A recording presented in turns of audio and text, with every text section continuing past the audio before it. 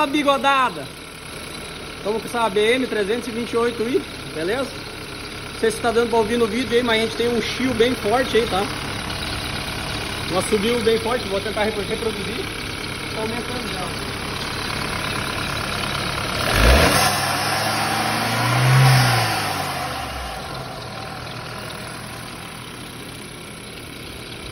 Se o barulho vai aumentar, vou mostrar para vocês o que é, tá? Mostra aqui embaixo, aqui, ó.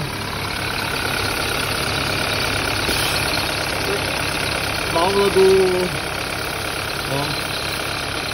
do anti-chamas, pessoal, ó. Diafragma. Deve estar furado e dá esse barulho de chiado, ó. Beleza?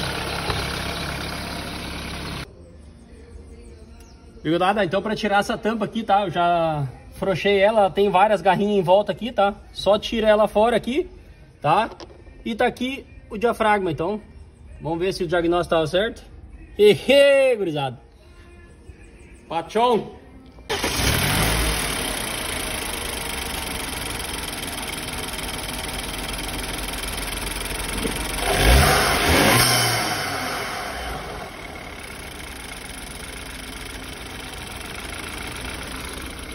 Beleza, então, pessoal, resolvido aí. Já fizemos uma troca do diafragma aí. Então ficou zerado, pessoal, sem nenhum barulho, só barulho de motor mesmo. Valeu!